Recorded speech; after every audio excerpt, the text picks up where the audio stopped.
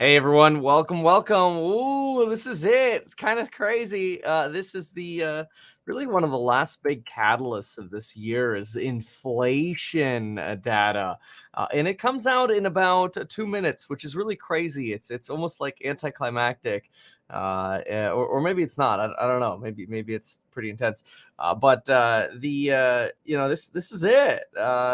After this, we have earnings, and sure, we got the Fed meeting in November, but big deal. We kind of already know what's going to happen there.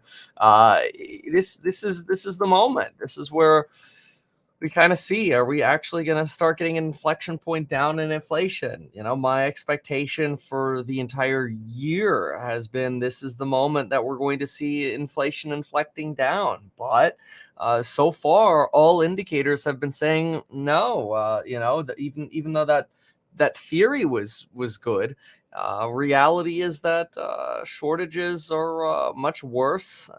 Inflation is worse. Everything's worse than expected so far. So that's at least what the indicators are looking like. So I don't know. It's going to be really interesting, but we're going to know. And what we're looking for here is we got about 30 seconds. What we're looking for is a headline read of 5.3 is the expectation, and a month over month of 0.3. So obviously anything exceeding that is probably going to be good for crypto, bad for tech. But it would probably have to be, 5.4 is not going to make a difference, but, some kind of actual exceed, 5.5, something like that. So, we'll see. It's going to be really interesting. But anyway, let's see what we got. Oh, there it is. They literally released that really fast. There it is. 0.4. It came out at 0.4 and 5.4. So a beat of 0.1 on both sides. Wow, they released that like 10 seconds early, I feel like. Oh well. Okay, so that's actually not that bad. It is a beat, so it is a bigger number than expected. We're expecting 0.3, we were expecting 5.3. We came in slightly above on both numbers, 0.1% over on both. The index for food and shelter rose. Let's see, the index for food and shelter rose in September and together contribute more than half of the adjusted increase. The index for food rose 0.9, while the index for food at home raised 1.2. So how much did how much did shelter go up? Let's see. The index for all items less food and energy rose 4.0%, the same time as the period ending August. Energy index rose 24.8% over the last 12 months. Food index 4.8. Okay, let's look at the actual numbers here. So where were the big numbers? Unadjusted 12 months, 5.4% for all items. New vehicles, 8.7%, 12%, for year over year. What I really want to do, though, is let's get into the table here. Let's go consumer prices, city averages, all items. Let's go for this. No, hold on. Here we go. Okay, this is going to be let's actually go to this table here.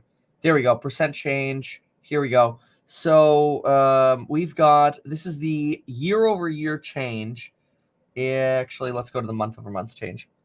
Month over month change, this is easier. Okay, well, we're looking for big numbers here. So folks, fresh biscuits, 4.6% month over month. It's a big number. Here we go. Beef went up like 6%. Lots of increases here in food. We've got, where is rent? That's what I want to see. Rent. Rent of shelter, lodging away from home was 6%, but rent of shelter was 0.4%. So it was hotels, other lodging away from home, including hotel and motels, 6.8%. Okay. So, and then we have gardening and lawn care services. Gardening and lawn care services up 6.1%. So this is actually one of the concerns, is that service inflation would start going up. And we're kind of seeing that. Services less energy, though, 0.3%, sort of on the wide. Let's see. Car and truck rental, 5.2%. So there go rental prices again. Video discs and other media down 4.1%. Admission to sporting events down 2.2%. Delivery services actually down 2.8%. It seems kind of surprising. Let's see here. Commodities. How can commodities in the CPI read basically be flat? That seems wild. All right. So far, I mean, this is kind of right at expectations. I was well, I guess the expectations were relatively close. Let's see here. Also quickly see how the SPY is reacting. But again, we're coming in at 5.4% year over year. No inflection to the downside yet. And we're coming in at 0.1% higher than expected in the month over month. But take a look at this. The market really not reacting at all here so far. This is your SPY reaction, and it's super nominal right now, mostly because it's basically at expectations.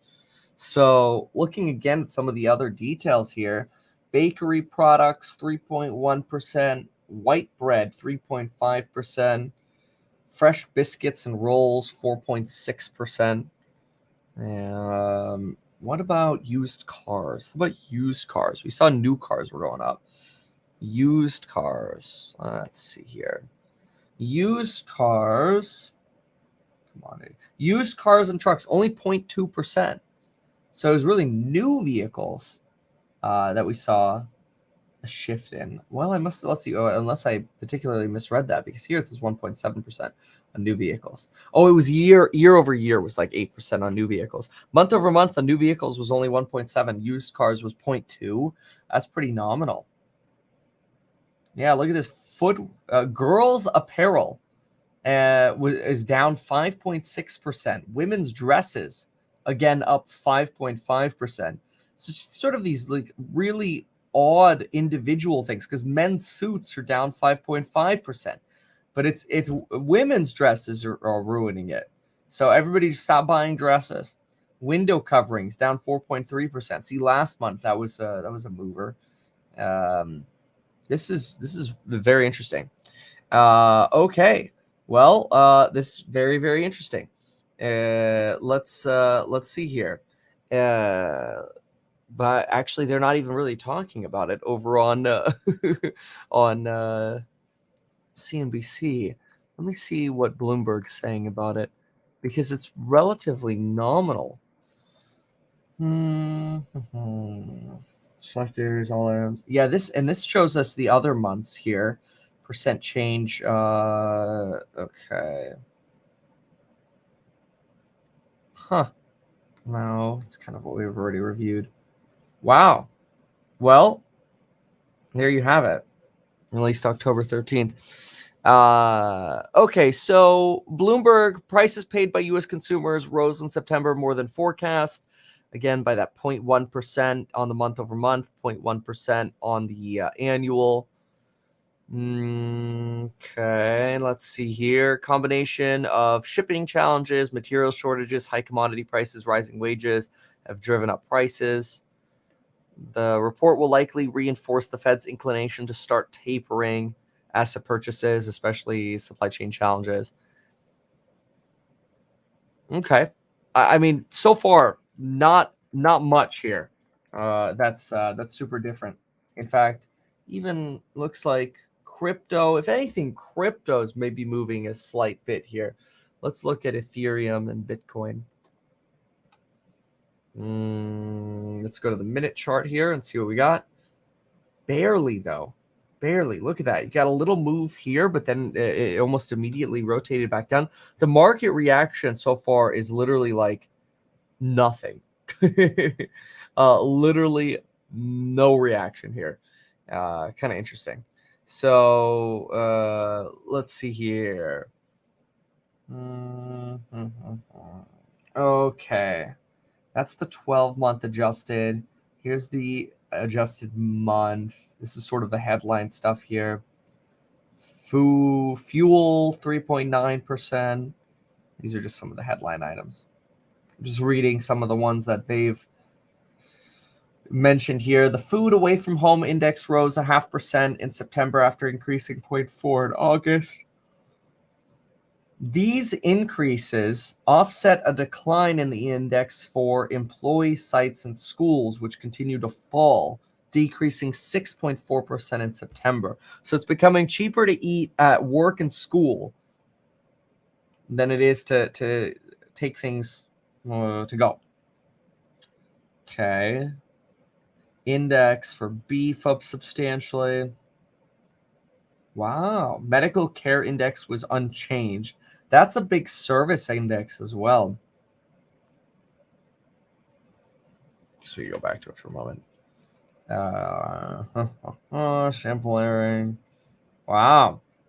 Well, kind of anticlimactic because you're very, very close. Seasonally adjusted. Okay, these are the adjustments. Yeah, we've kind of gone through this now. Let's see where we are. All right. Well, August to September. That's the seasonal adjustment on the left, and on the right is the adjustment. Yeah, beef, fresh milk, potatoes, 3.4%. Juices and non-alcoholic. Darn it. Orange juice. Other fats and oils, including peanut butter, 5.9%. 7.3% on propane, kerosene, and firewood. 3% dishes and flatware. Laundry equipment, 3.5%. Negative 10.4% on sewing machines. So if you want to get into sewing, now the sewing machines are cheaper. Car and truck rental, 5.2%. We saw that. To the upside.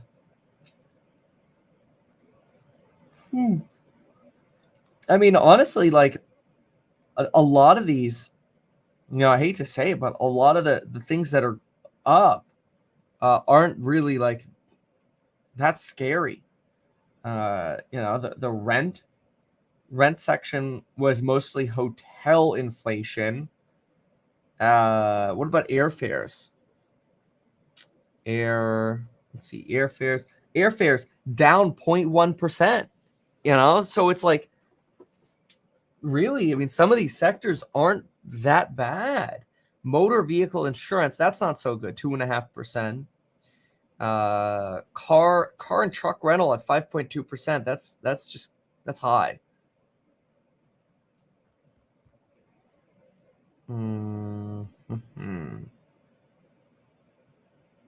Yeah. All right. That's it's interesting to me. I'm fascinated that some of the sections. Let me go cities here, for example. Let me see if this gives me anything else. All right, I'm going to take a look at this one. Yeah, no.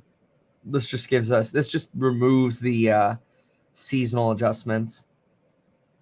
I don't know why all of a sudden peanut butter is so expensive.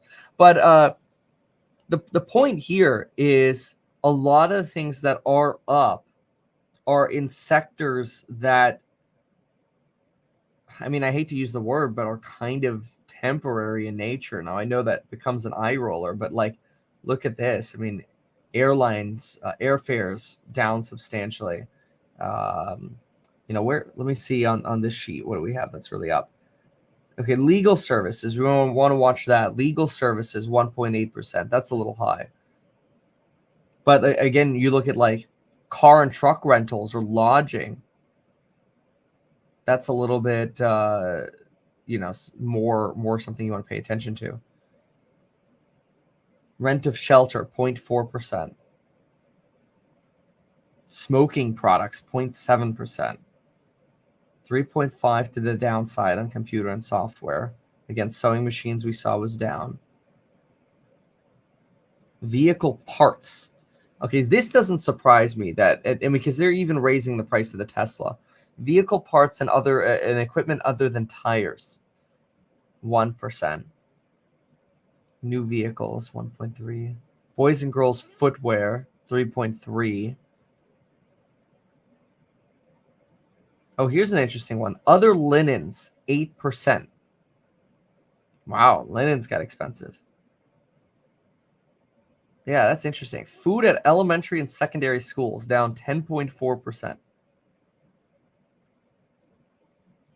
Apples up 3.4%. Ah, all right. Well, we'll see. And so at the same time, what's also very interesting is you've got crypto kind of rotating to the downside here. You've got Ethereum rotating down to 34.35. Just take a look at the reaction here. This is the last 13 minutes here. Got a little bit of that rotation down in Ethereum. The S&P 500. You finally have a little bit of a rotation down. It took a while.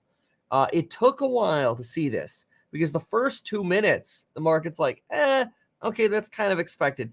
Now we're finally starting to see that rotation down, although barely. I mean, so what? We're down 0.09%. I mean, big deal. You know, Tesla pre-market is up 0.44%. And, you know, it was as high as 811. So it's at 809. The market's kind of shrugging this off. Let's look at the pre-market here on the left.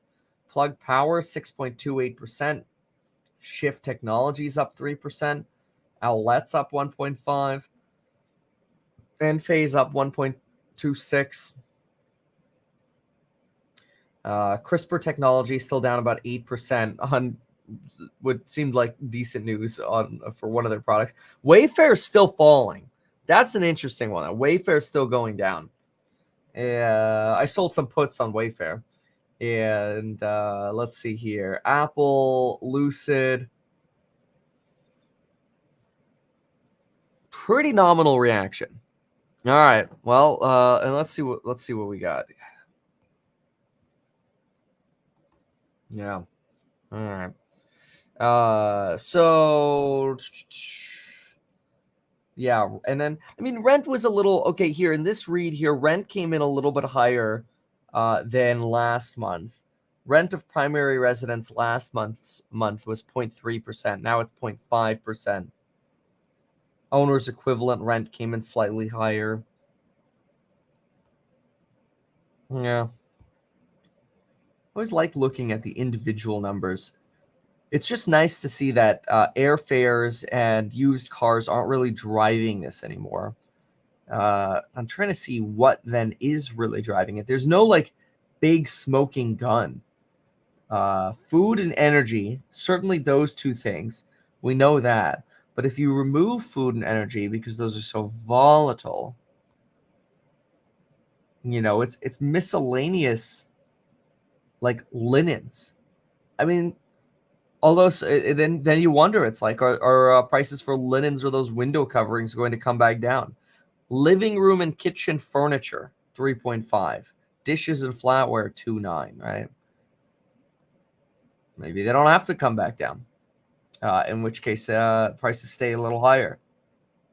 Which that's real inflation. Motor vehicle insurance. Yeah, insurance. When does insurance go down? 2.1%. Tax prep services are down 0.7%, though. It's cheaper to get your taxes done. Or so they say. Okay, well. Yeah. So Delta Airlines down 1.5%. And crypto not loving the CPI read. Even though it came in high. It's every time we have a CPI read, crypto doesn't do well. Great to see you. We'll check in with you in just a few minutes. By the way, folks, we want to remind you about the new CNBC Investing Club. You can sign up to... They're not even talking about it. They're like bored by it. It's kind of funny. Oh, Jeffries downgraded Wayfair. Of course they did.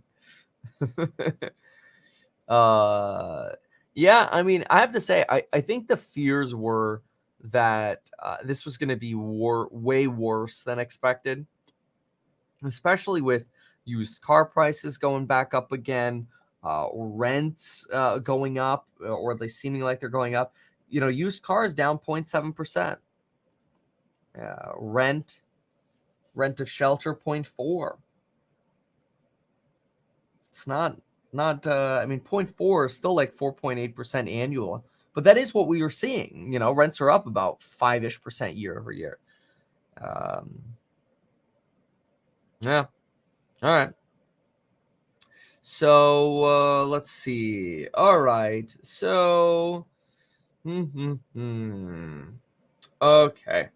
Well, let's see. What other? Maybe let's see what other individuals are saying.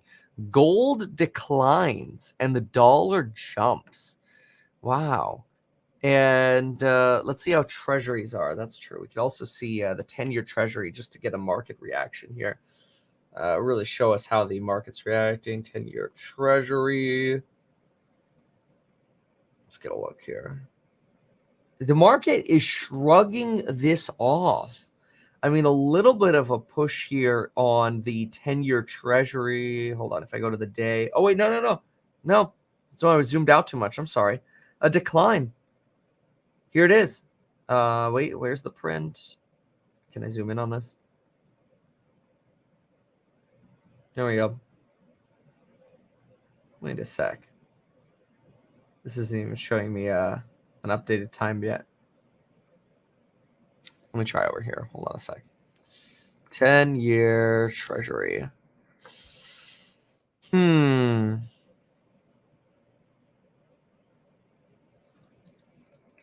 I'm a little surprised. Market's reacting pretty blasé over this. 10-year treasury yield. Oh, there we go. Oh, where'd it go?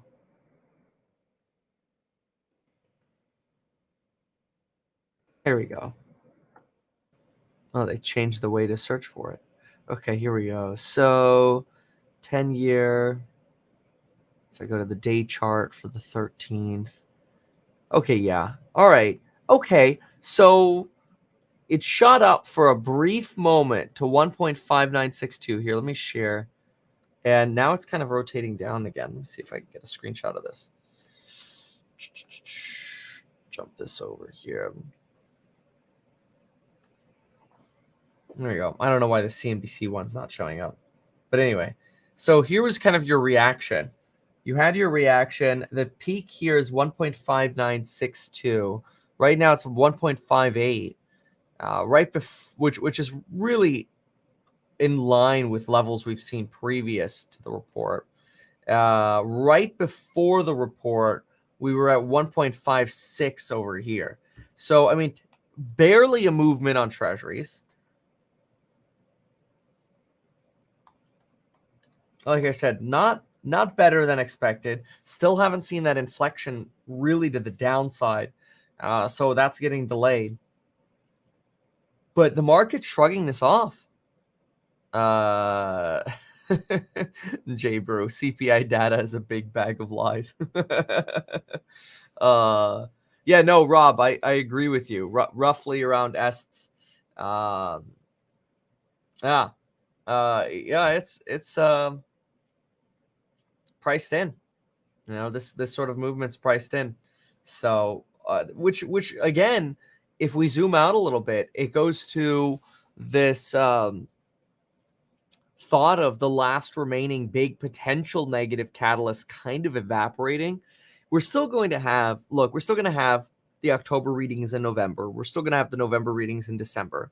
But all this bad news at the same time in October kind of has not been that bad of news. Here's what I mean by that. Like the Evergrande crisis, not as horrible as feared. It's still going on, but not as horrible as feared. Budget, we didn't shut down.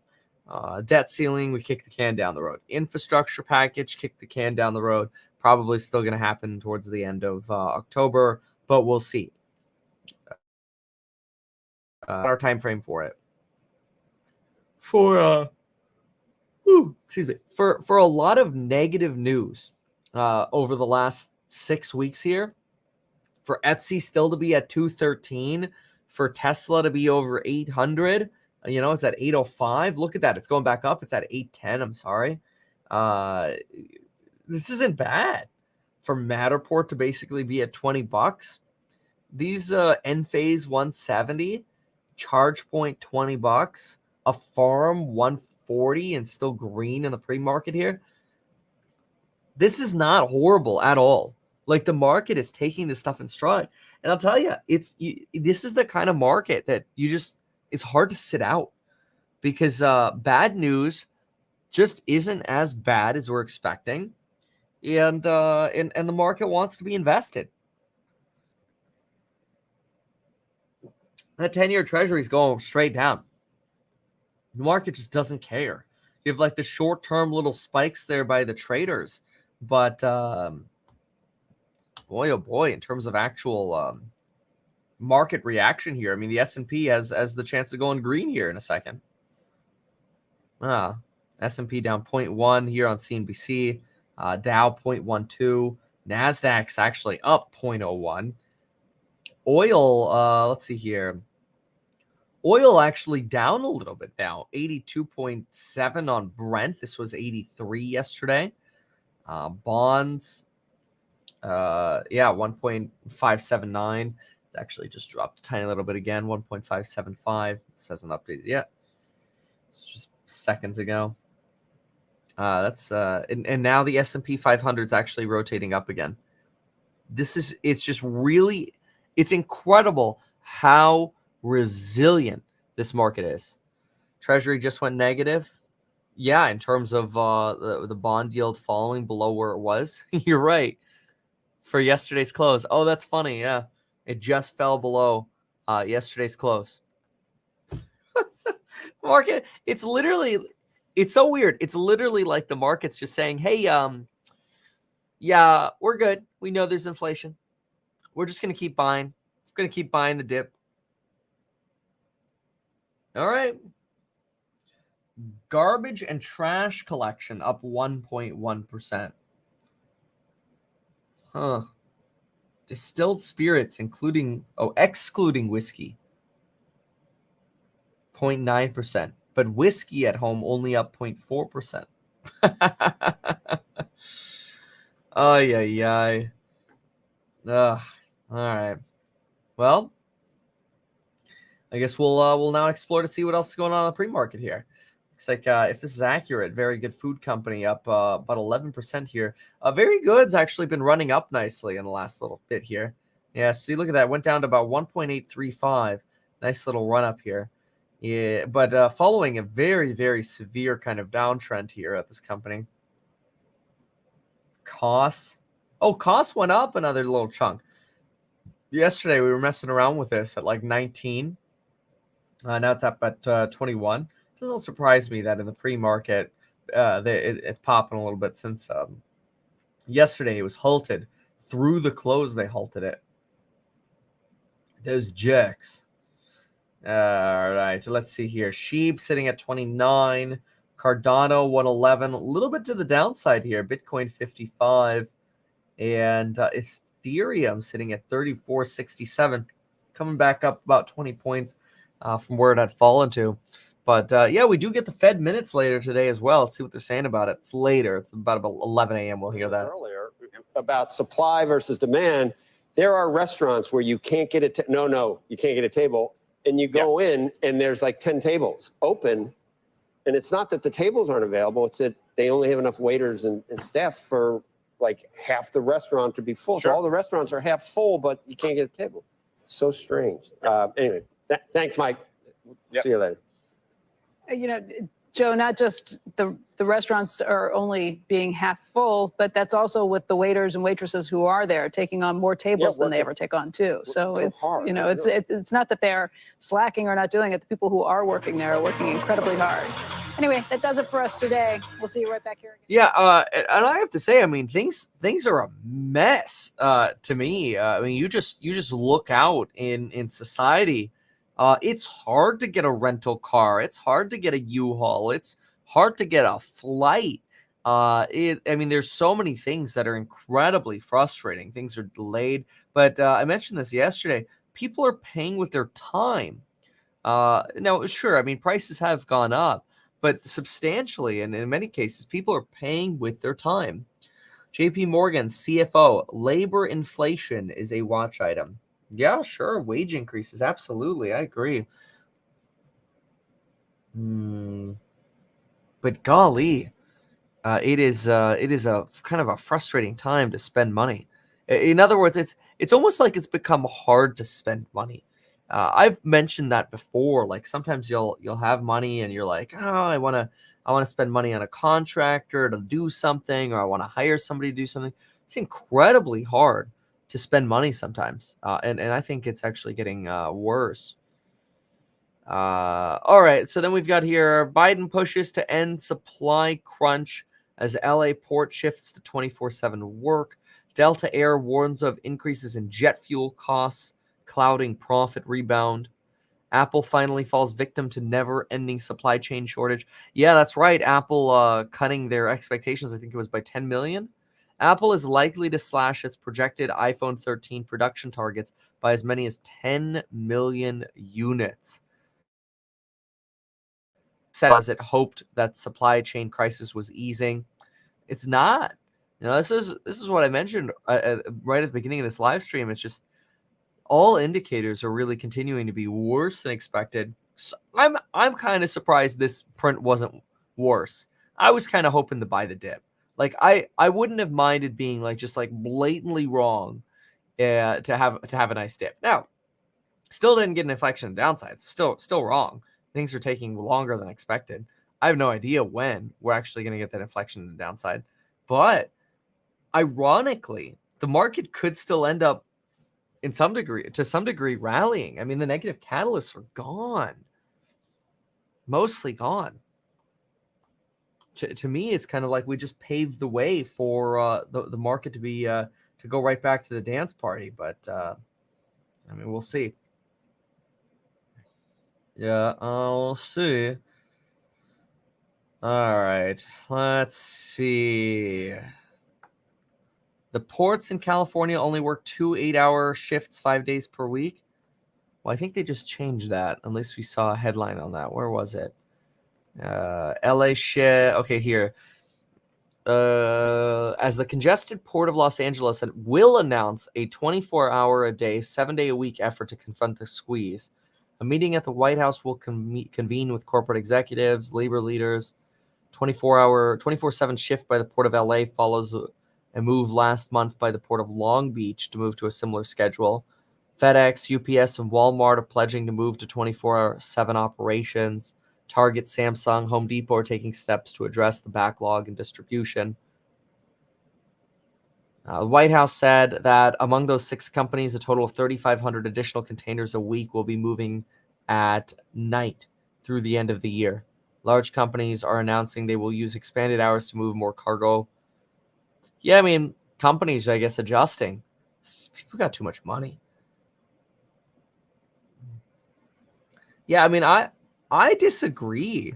I mean, Jake here wants to call me naive, but you got to remember the market is, especially the American market, in my opinion, the American market is incredibly resilient. It takes a lot, this market continues to take somewhat bad news in some form of stride. Evergrande crisis brushed it off. The Congress issues are gone. The CPI data and the taper not really weighing on the market as much as they could. I think people just got lots of money. I think that's the way to look at it. Look at how automated the part of Rotterdam is in Europe. America's like, oh, I mean, I believe that in some degrees, America is behind in some of the technologies that exist. Some of the things you see in Europe are pretty cool. Kathy is an extension of the suits to the common folks. Oh no. Market is disconnected from reality because of QE. Well, yeah, I agree with that. That's I don't disagree with that. I think people just have more money than they know what to do with. So it's like this never-ending buy the dip money. I definitely agree that money printing has propped up this market. Tesla is a printing machine. It's how the rich keep getting richer because the disconnect is printed by Main Street. In other words, the pain is felt by Main Street. Yeah, I believe it. Absolutely. I mean, like, people with millions of dollars in the stock market don't really care if whiskey's up 0.6% or 0.4% or whatever it was. Alcohol beverages away from home up 0.4%. Wine at home, though, folks. Wine at home down 0.4%. College textbooks down 0.3%. So if you want wine and some college textbooks, it's cheaper right now. Along with those sewing machines. I don't know why, but the sewing machines are cheaper now. Cars and linens. So weird. Yeah. Oh well. All right. Let's go see some what other headlines we might be seeing here.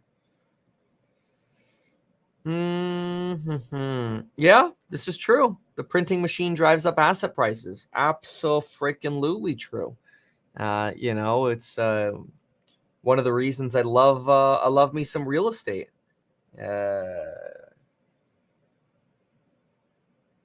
U.S. Fed funds futures imply traders see a 90% chance of Fed raising rates by September 2022. Yeah, I mean, we knew that. If anything, that's a little late.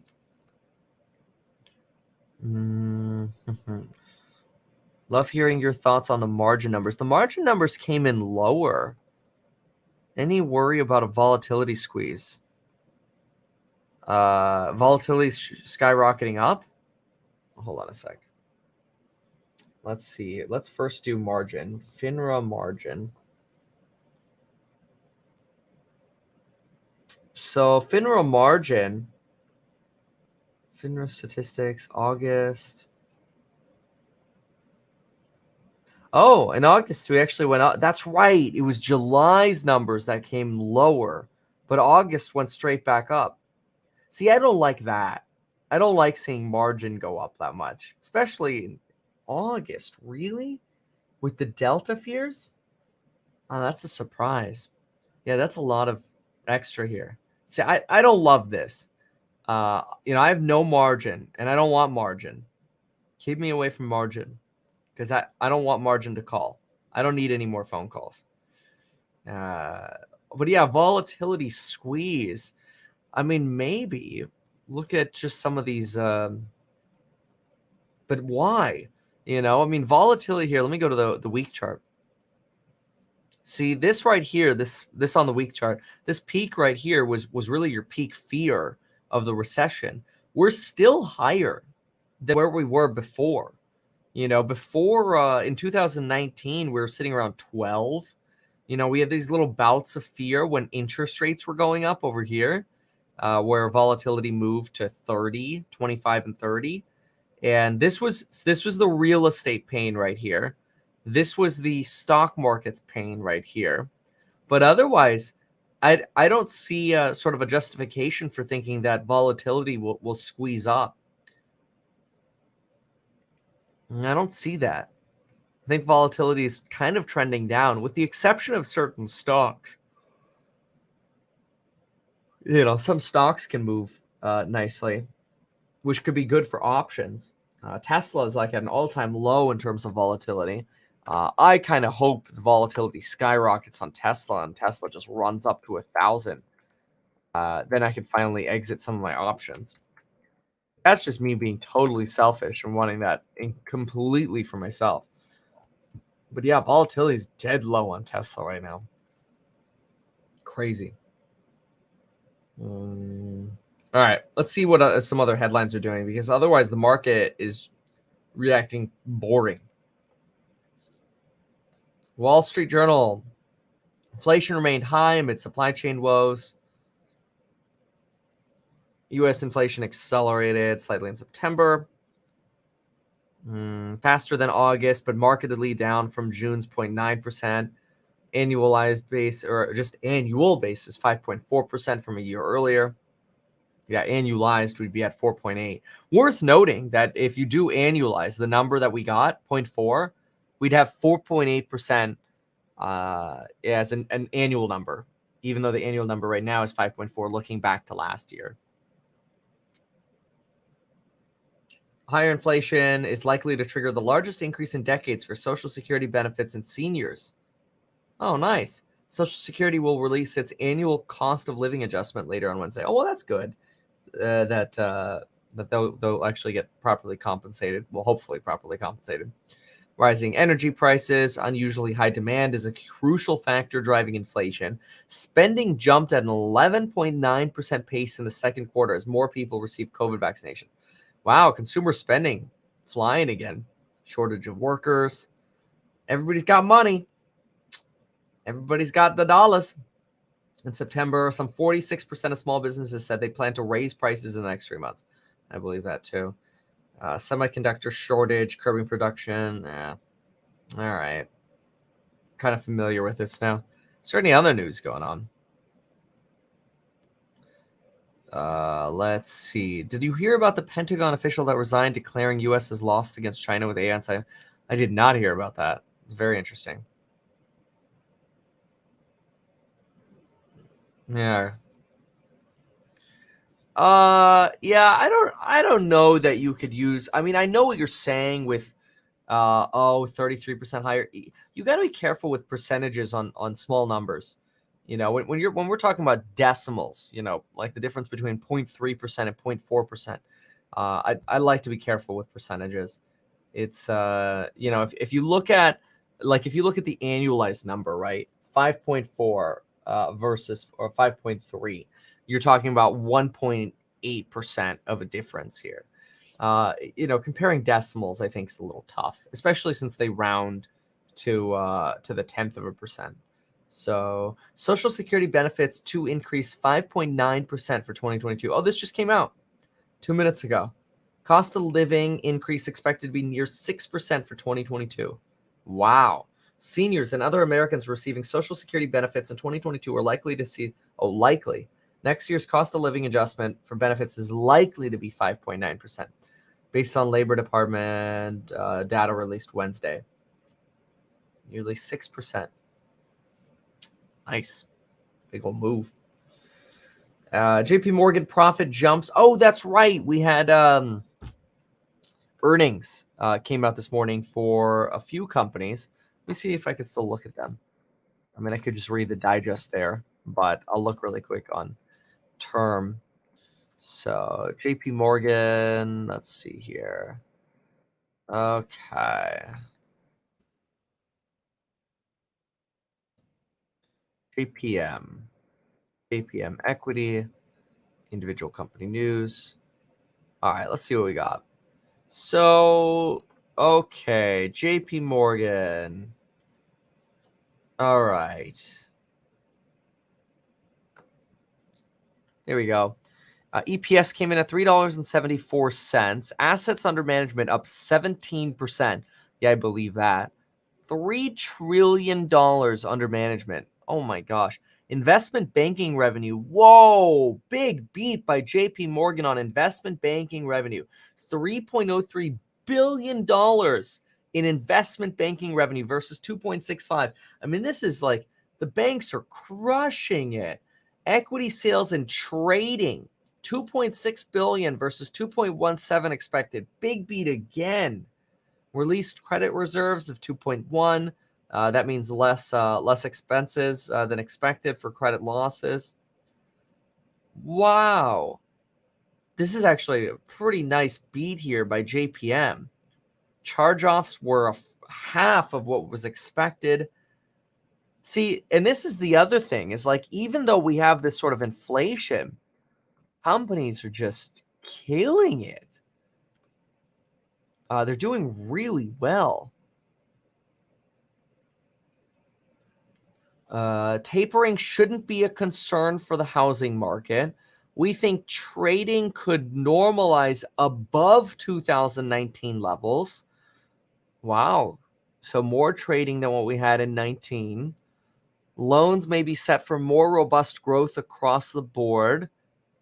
Deposits to stabilize. This is from their earnings call happening right now. Labor inflation is a watch item. We saw that headline. International retail banking 10-year game plan. Jamie Dimon comments. Oh, listen to this. JP Morgan direct exposure to Evergrande is, quote, de minimis. So tiny, like not even worth considering. Investment giant BlackRock CEO says it's researching blockchain and crypto. JP Morgan to spend whatever it takes to compete. JP Morgan profit jumps on lower reserves for bad loans. Yeah, and those trading revenues were insane. This is really good. This is a really good report by JP Morgan. If this is how earnings season's going to go, it's going to be great. JP Morgan still technically down 0.16%, but this is not a bad report at all. Why is everyone cheering? Let's go, Brandon.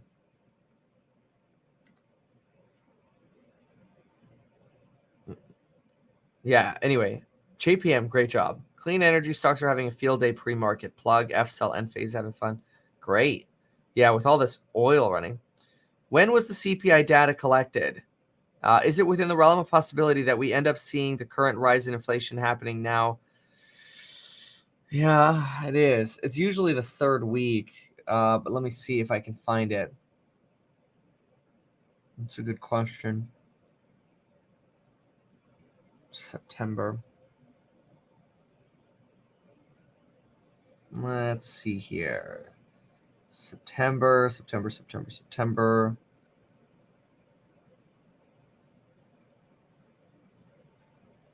Okay. I don't know if they're going to tell us. I mean, they should. Data. Okay. Additionally, data collection was in September was affected by the temporary closing of some facilities. Well, that doesn't help us. Nope. They didn't tell us. They did not tell us.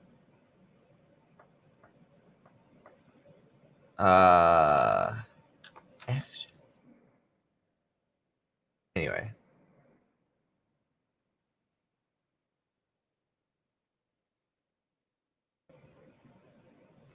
Okay. All right. Anyway. So,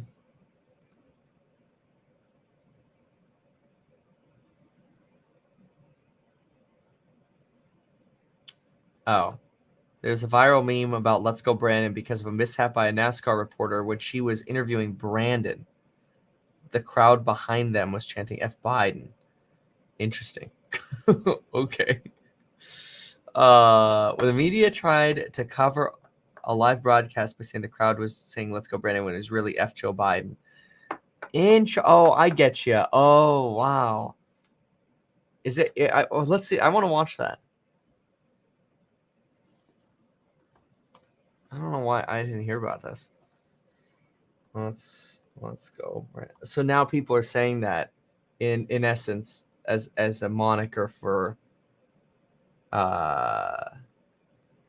slamming Biden. Okay, well here's Hannity's version of it. Bozo, please, green. Where is it?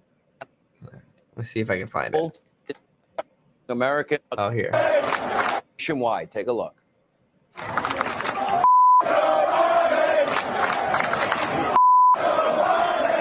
Yeah, I mean that's pretty obvious.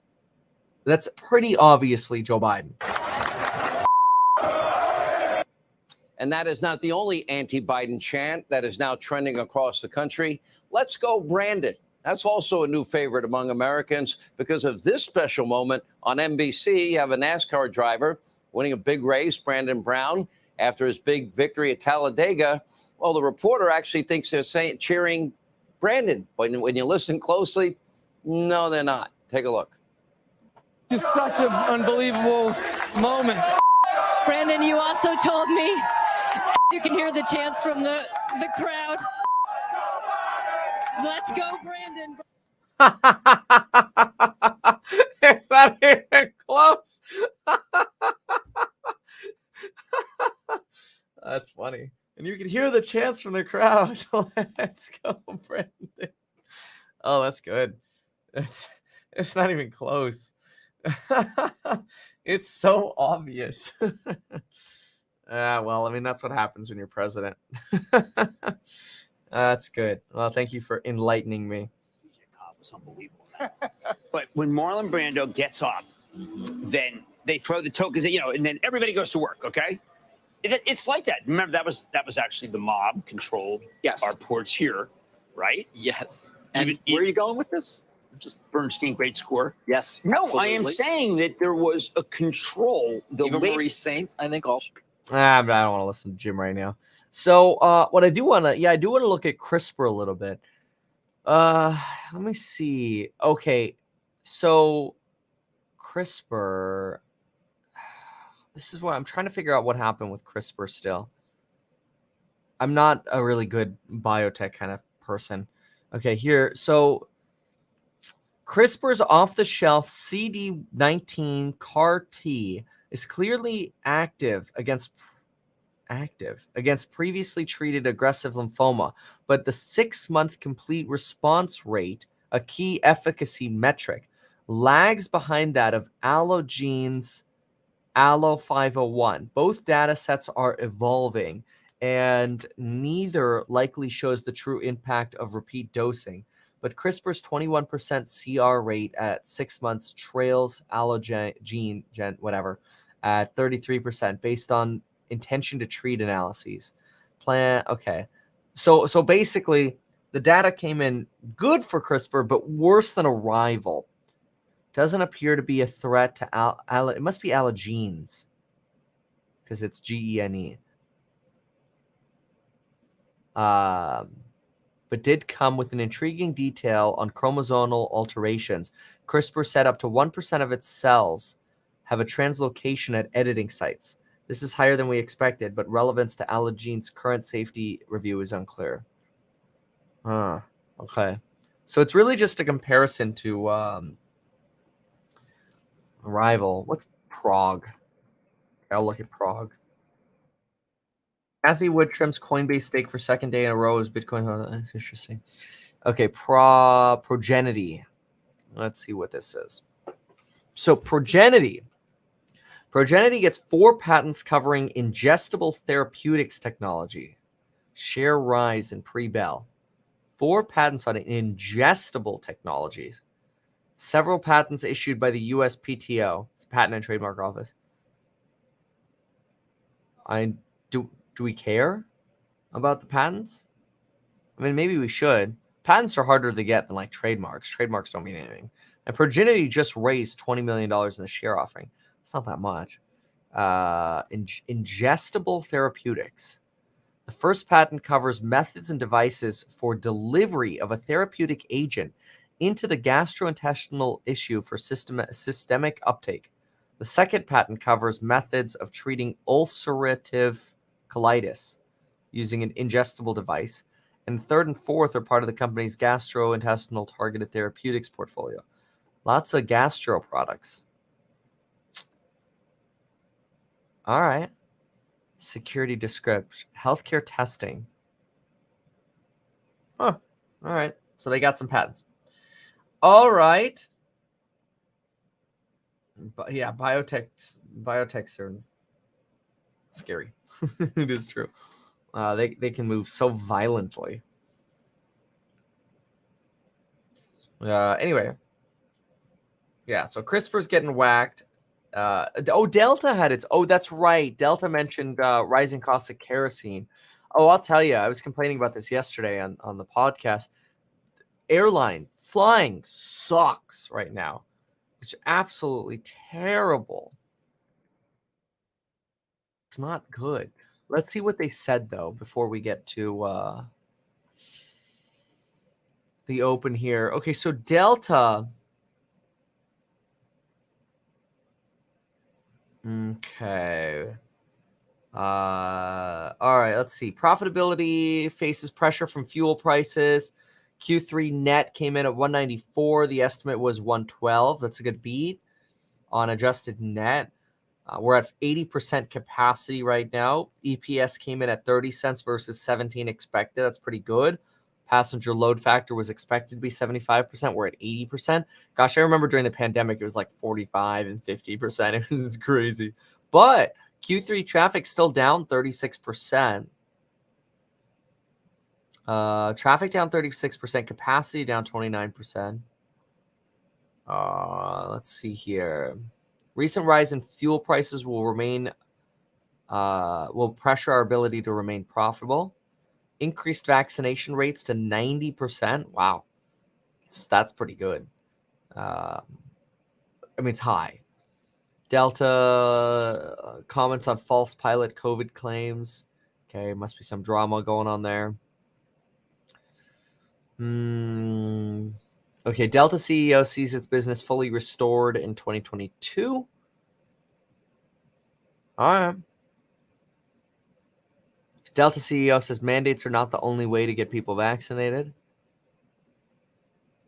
All right. Okay. What else reported this morning? Did BlackRock report this morning as well?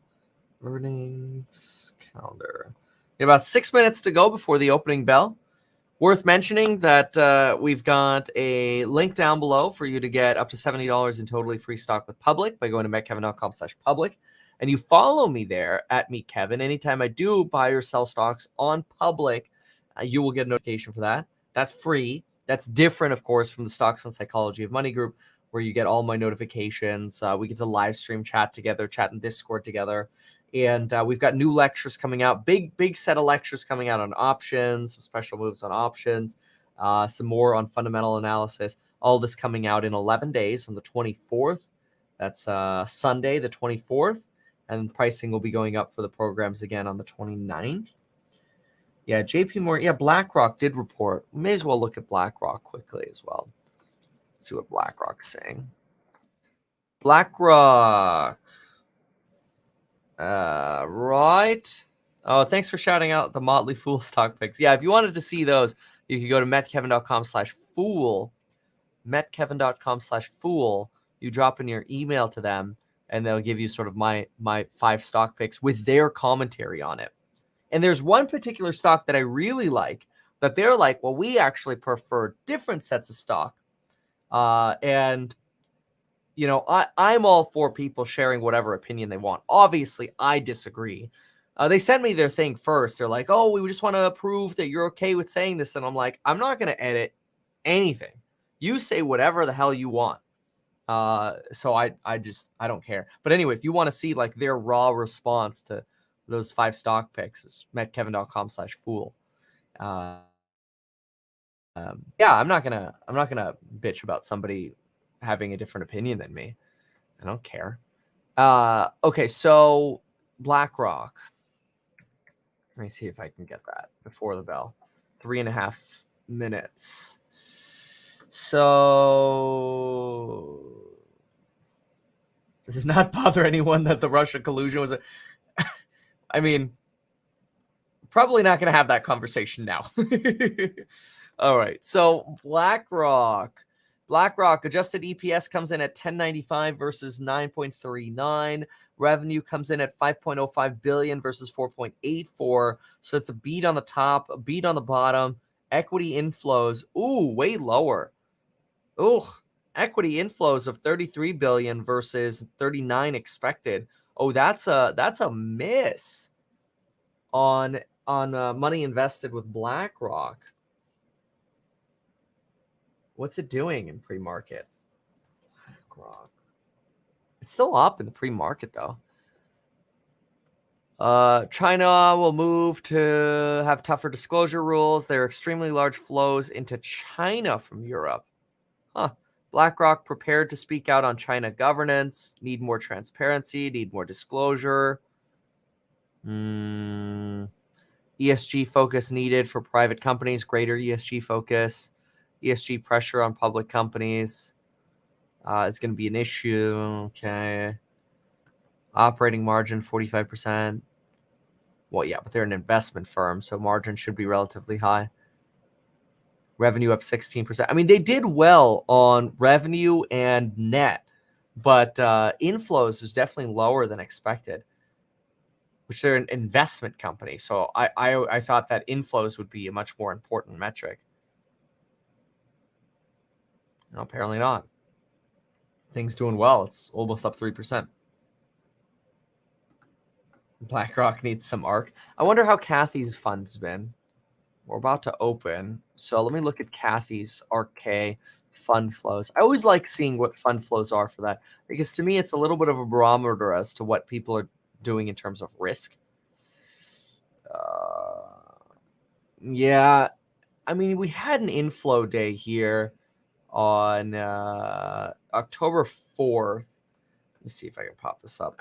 October 4th was a big inflow day. I wonder what the SPY was doing that day. Okay, so October 4th, go to the normal candlesticks. No, October 4th was actually a red day, and Kathy had some nice inflows that day. Nice. Oh, not that button. Here are the ARK flows. Everything in this box right here is negative. So you can see some substantial pulls to the downside. Still losing money in the Kathy funds. That is more net outflows than inflows. But I'm surprised. You had a few days of good inflows here with that peak right there being October 4th, which was an S&P down 1.29% day. That's by the dip pressure right there, by the dip in Kathy's fund. The next day, some more funding as well. About 100 million in inflows the next day. S&P was up. All right, let's get the bell. Let's get the opening bell here. And the CNBC Real-Time Exchange. At the big board, it's the Ashford Group of companies celebrating the recovery of the hospitality and travel industries. It should be interesting. It's a market open on Drama Day. Payment automation provider. We have not yet hit on Pretty green. I want balloons like that. Do y'all see the NASDAQ there? Man, I want to be able to ring the bell and have balloons fall all over me. It sounds fun. All right, let's see how things are moving.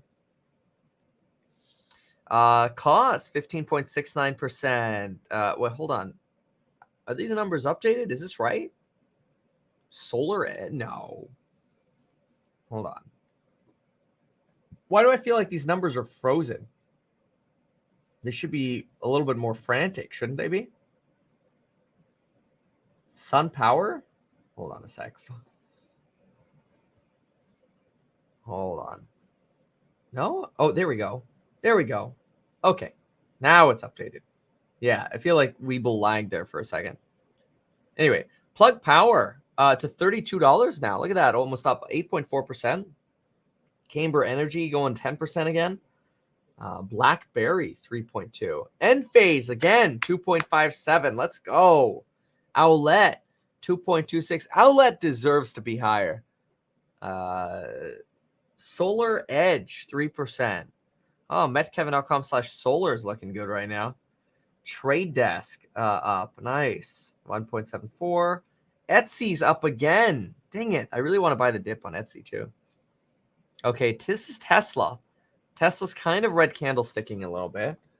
AMC is trying to green candlestick. It's still net negative right now. Disney negative slightly. Robinhood's trying to turn red. The SPY is rotating up. Lemonade trying to rotate up. Shift Tech pretty much flat. Google rotating up. Palantir's moving. Yeah, Palantir's doing nice. Matterport kind of fluctuating here. What about a firm? Green. Firm doesn't stop. This is pretty good. Plug's got to be up on news, though. That's got to be news. Plug Power. Yeah, Weeble crash for a second. Yeah, okay. Thank you for saying that, Rob. Yeah, because the numbers just looked like yesterday's numbers. Plug Power teams up with Airbus on studying hydrogen-powered aircraft. So? That's it? Seriously? That's what's leading it to be up like 10%? Get out of here. Plug Power. Well, here, let me do this. Is that really what they filed?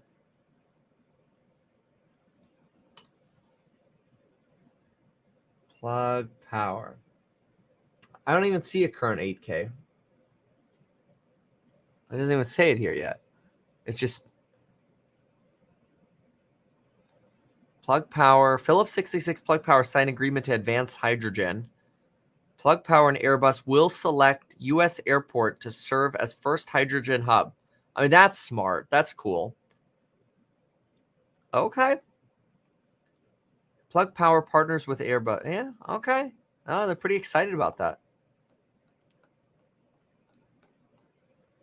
All right.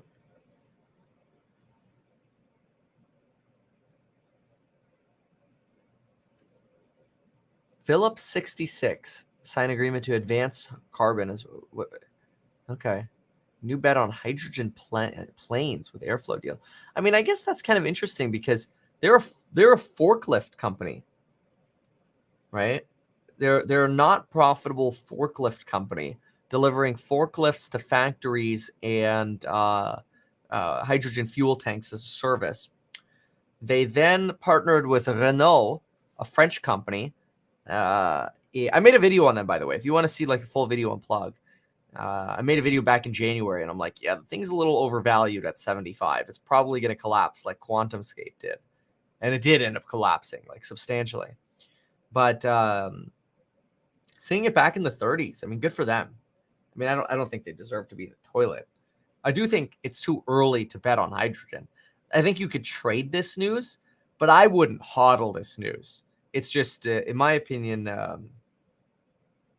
risky to hodl hydrogen news because it's so far out. We don't actually expect hydrogen to really do anything until 2030. Same thing with really battery recycling, although battery recycling will probably pick up a little earlier. 2030, battery recycling is expected to be like 16% of battery demand. Actually, I'm sorry. Recycling by 2035, I wrote down, might meet 16.25% of lithium demand. So mining still going to be pretty important. That's still going to be your big thing. 10-year 10-year treasuries fall to session low of 1.54%. Wow. Jamie Dimon, inflation is unlikely to drop in the next couple quarters. Well, there goes the transitory. And crypto is still rotating down. It's honestly weird that crypto is rotating down on these inflation beats. Oh well, it is. Ocugen giving up some of its gains from yesterday. Open Door down 3%, although they've been doing pretty well. Gosh, Smile Direct down nicely here. Look at that, 2.64. Wayfair, golly, down another 3.5. Wayfair is just getting hurt. ChargePoint's down about 1%. Robinhood down 0.64. Wynn Resorts down a little bit. Coinbase down a little bit. Airbnb down 0.25. Walgreens down a bit. It's interesting ChargePoint's down, especially when a lot of the other energy ones are up. Although we get mixed day today. Plug Power. DraftKings finally moving again. QuantumScape. Palantir. Toast. There's Square and PayPal.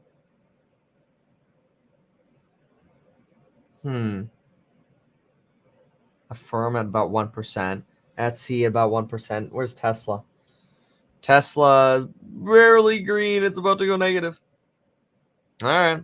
Listen in over here for a moment. Apple's doing so much better than people realize, but let's not forget the small-mindedness of the Apple analysts who will seize on this and say that it's a sign that things really aren't that good.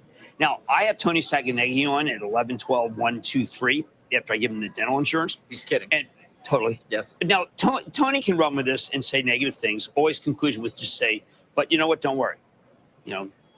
All right. They're always having these conversations that don't make much sense. All right. Let's go to Financial Times. JP Morgan's profits boosted by reserve release, of course. Forex derivatives trading scandal. Okay. COVID success of mRNA vaccines opens way to new generation of drugs. Okay. Kellogg's cereal strike. Latest pushback from U.S. snack makers. Russia sends warning to cybersecurity sector. Okay. BlackRock's profits beat estimates. Right. The inflows were low here.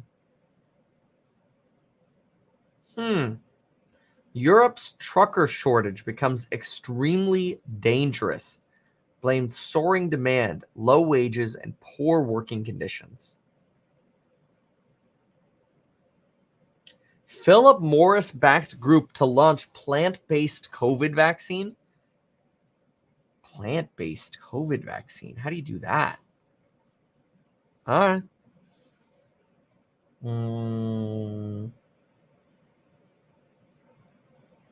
Yeah, consumer price growth remained at a 13-year high. Yep.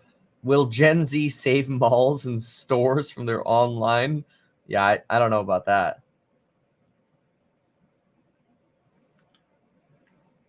All right. Let's go to CoinMarketCap. Tobacco cures COVID. Oh, no. All right, what do we got over here? Yeah, Ethereum 34.57, slightly down, trying to recover a little bit. Cardano 212. Yeah, a lot of these slightly down here. Cheap sitting at 28, stable. Huh. Neo doing well. Let's see. Someone's shouting out Neo. Oh, there we go. Look at Tesla. Whoa, what happened? It just all of a sudden U-turned here. Just in the last 2 minutes. And the SPY's still running. Tesla ran up a little bit. Is Neo doing that as well? Dutch Bros up. Yeah, Neo's doing very nice. Outlet 1.76. Dutch Bros up again 4.5. Microvision Upwork 3.5% on Upwork. Great company. Trade Desk 2.8. Posh is actually coming up. Affirm up again 2%. Enphase 2%. Look at that. Affirm's at almost 144. That's crazy. And so Enphase is kicking butt. Remember, anytime you want my buy sell alerts, like when I bought the crap out of Affirm or Enphase, every single time, check out that Stocks and Psychology Money Group link down below. Use that diamond hand coupon code. Peloton. Peloton's actually trying to come back at 88. This thing went down to like 81 there for a moment. But then again, a lot of things were depressed a couple weeks ago. Lemonade's still at pricing from a couple weeks ago. Worth noting, if you're looking for something that's still kind of lagging, Lemonade would be one. Yeah, Tesla's up 0.5% now. Lucid, kind of bleeding. Probably waiting for those cars to actually show up. All right. What else we got? Microinverters of the future? Heck yeah. Yeah, it makes sense to me to involve the National Guard to help with some of the supply chain issues. But National Guard's very expensive too. Let's see here.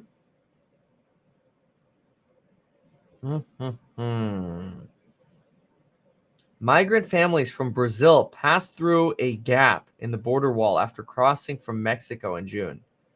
Middle-class migrants fly to Mexico and then cross border illegally. I mean, that doesn't surprise me. People are looking for a better life in America.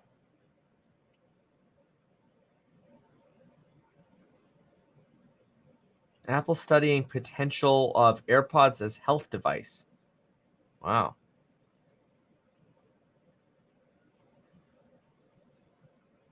All right. Let's see if we can get those 10-year treasury yields again. Yeah, look at this. All the indices are green. You've got the 10-year down. You've got oil down. I mean, like, this is the best case scenario for the market.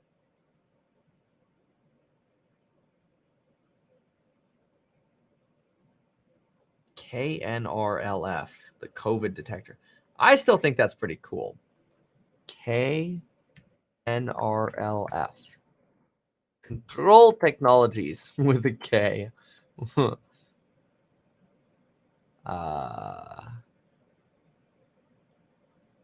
Let's see. It's a Canadian company. Canadian company. And they have tiny market cap. They're not profitable. Expect to be profitable next year. It's a penny stock. Tiny market cap. And their revenue is relatively small. I don't even have forecasts that go past 2022. But they're still expecting $35 million of revenue this year. And low margin. Really low margin. But, yeah, this is a tiny company. It's interesting, though.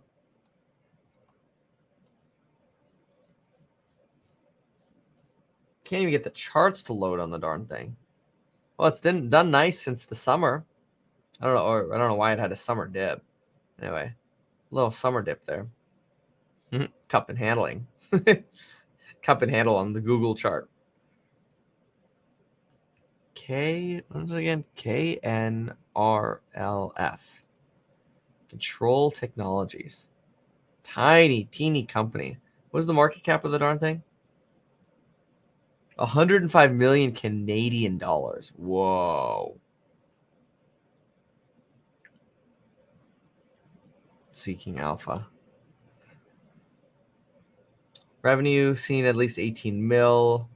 Global recent acquisition of Global A-Track and Automation. It's an interesting company to look into. Small company. Micro cap. But who knows? Sometimes those can make you money. Anyway. LCID. Rotating down. Lemonade up a couple percent. Okay. Not much else moving here.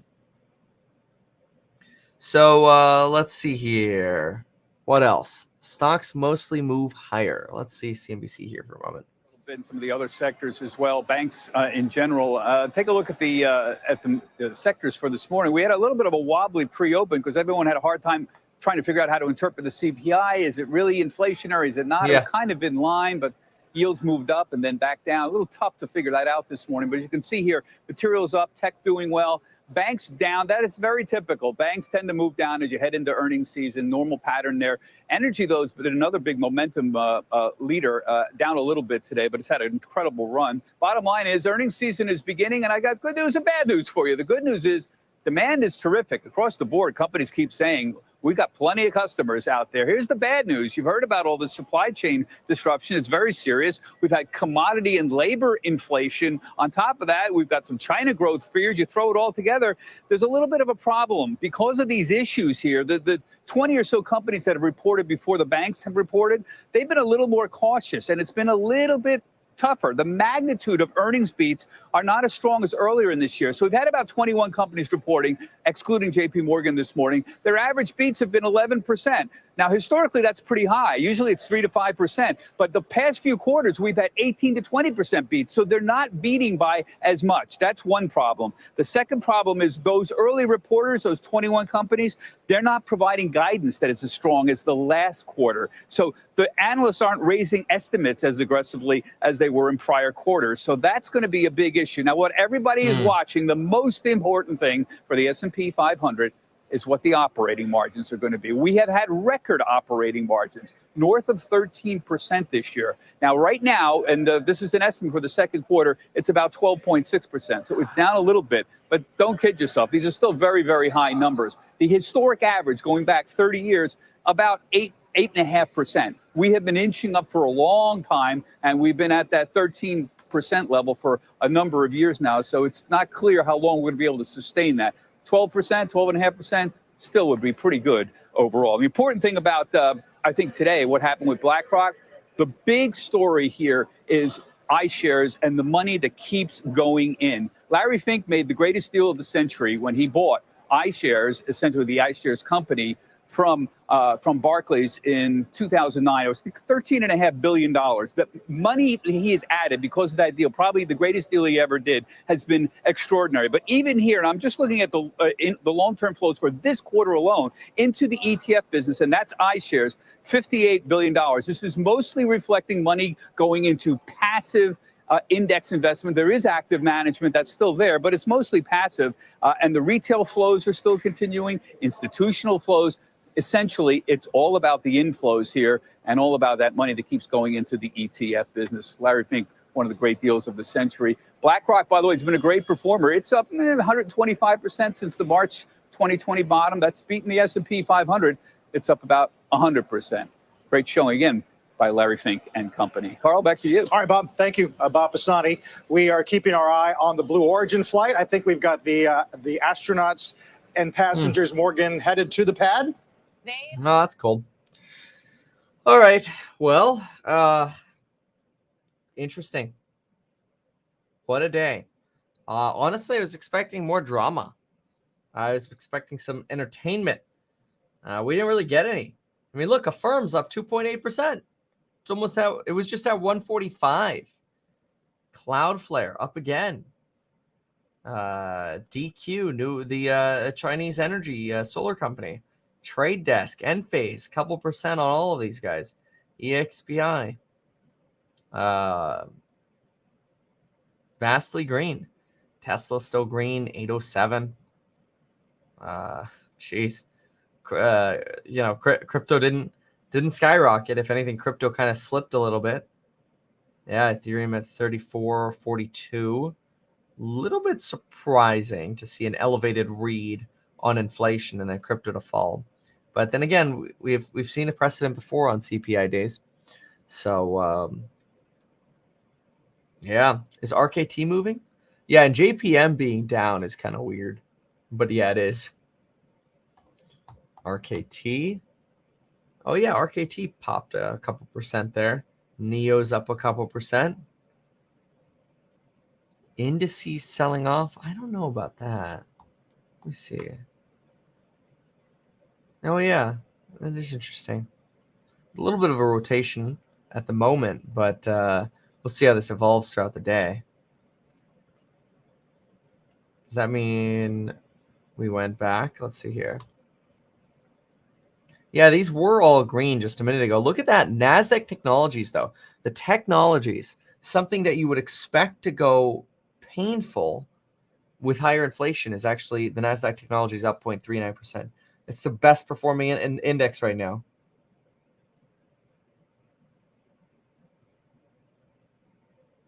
Yeah.